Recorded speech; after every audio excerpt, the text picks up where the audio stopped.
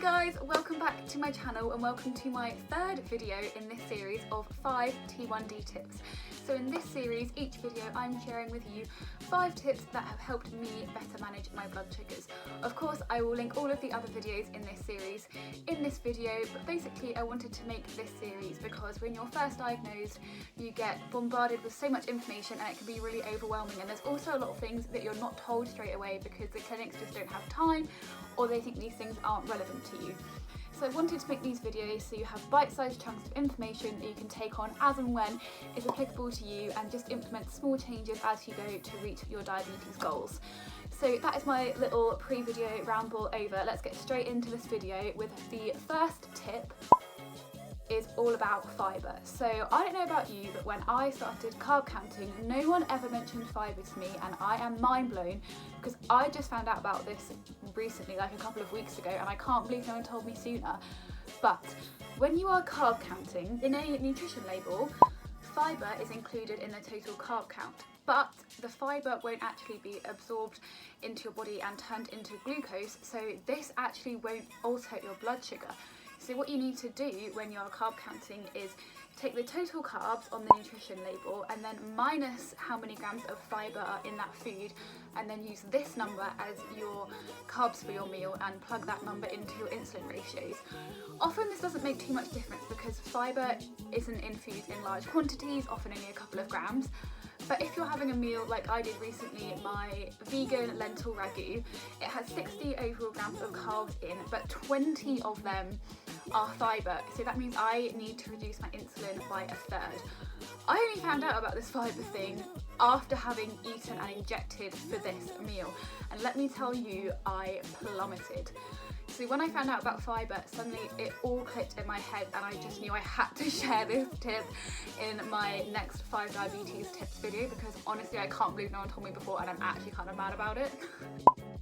So the second tip I have for you today is in relation to exercise. So we all know that exercise in general lowers our blood sugar. But one thing to bear in mind is that if you are doing exercise that involves a lot of adrenaline, for example, this could be weightlifting, particularly heavy weights with low reps, or HIIT exercises like sprints or treadmill sprints or bike sprints or that kind of thing, or if you are competing in a team sport or a solo sport or any kind of competition, these will often produce adrenaline and stress hormones which actually increase your blood sugar. So you may find before doing this kind of sport and exercise, you actually need more insulin rather than less.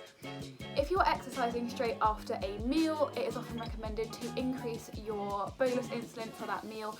Start with about 10% until you know what works for you and work on that guide. If you're not actually eating before doing the sport, you should probably, well, you might need to have a insulin injection before doing sport anyway, which seems really counterintuitive and actually can be quite scary to do it the first time because you don't want to go low. So I would recommend obviously start small with the amount of insulin you're having until you find that it's working for you, obviously if you find that you're going high doing this kind of sport. The other thing with this is that also you can then have a tendency to go low afterwards, so make sure you keep hypo snacks available. You might want to build it into your routine that after every time you do this kind of sport you might have a snack. But yeah, make sure you keep your blood testing kit and hypo snacks available straight after you've done this kind of sport and for hours after as well, because especially if you've had the insulin before, once those stress hormones are released from your body, they're no longer going to be having an effect on your blood sugar and you can come crashing down. My third tip may not be applicable to all people, but it is about weight loss and weight gain. So when you gain weight, you become increasingly insulin resistant. This can be through just general weight gain, for example, like over winter, a lot of people tend to put on a bit of like winter flub insulation, or equally if you are someone that goes through cut and bulk phases, when you're bulking, even though you are wanting to put on lean muscle mass, which does help with insulin sensitivity, the extra overall body mass will increase your insulin resistance and you may need more insulin, both basal and bolus insulin. So I personally have done cuts and bulks, and when I bulk I tend to be on 25 to 30% more insulin than when I'm doing a cut, so quite a big difference. But just bear in mind that if you are the kind of person that does cuts and bulks, or if your weight does fluctuate, you will need to alter your insulin. So equally on the reverse side, if you're doing a cut or if you have lost a lot of weight, you will need to reduce your insulin. Well, I say you will, we all know everyone's body is different with diabetes, and again, this is not me saying that one size fits all and that you should follow what I'm saying to the T, because people's bodies react differently to different things. But yes, it is likely you will need to reduce or increase your insulin depending on whether you are gaining or losing weight, whether that is muscle or fat. So just keep an eye on things, and this could be something that you need to pay attention to. Again, my fourth tip is something that is not relevant to all people at all times, but very, very important nonetheless. And that is, I find personally for me, if I have a day where I eat excessively more than normal, my blood sugar will rise overnight, and so I need extra basal insulin. I'm not talking about a day when you have an odd treat, or if you have, I don't know, a couple of slices of cake in a day or whatever. I'm talking about when you eat excessively more than normal. So if you're the kind of person that has a refeed day while you're doing a cut, or a cheat day if you use that kind of term, or days like Christmas Day when you're eating huge volumes of food. Oh, apologies, I just got an email.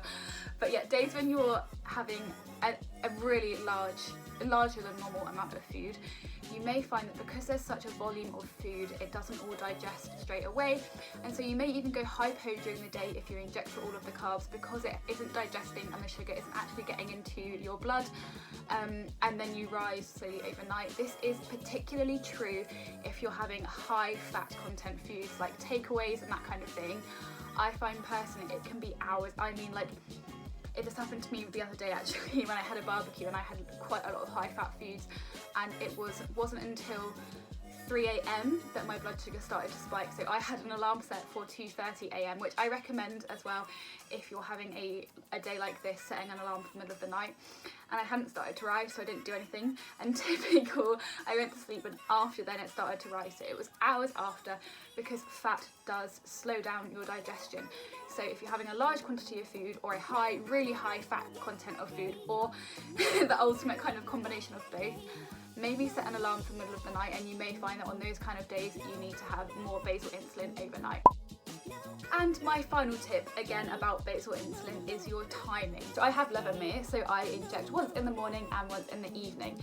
And my evening injection, I would just inject when I go to bed. So that could be any time between 9 p.m. if I'm feeling particularly grandma-ish, or 11 p.m. or 12 p.m. or whatever when I was at uni. And also a few years ago, if I was going on a night out, I would used to inject when I got home from a night out as well. That is really bad, don't do that. So I stopped doing that a long time ago, and I would inject my basal insulin before going out. But it wasn't until recently that I started noticing if I was injecting towards the later end, kind of towards 11 p.m, my blood sugar would start to rise in the evening, and it wasn't because I'd eaten anything, it was just because my body was in need of my basal insulin.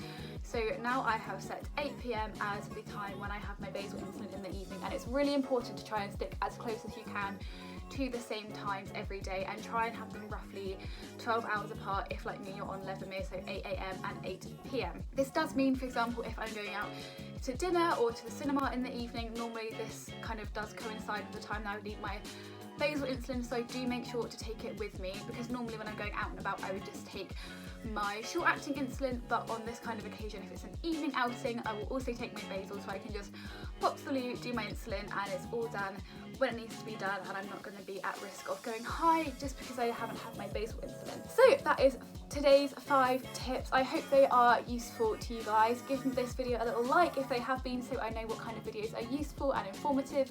And if you have any requests for videos that you'd like to see, please leave them in the comments below, and I will make sure to do them as soon as possible. So yeah, I hope you enjoyed the video, and I look forward to seeing you guys in the next one. Bye!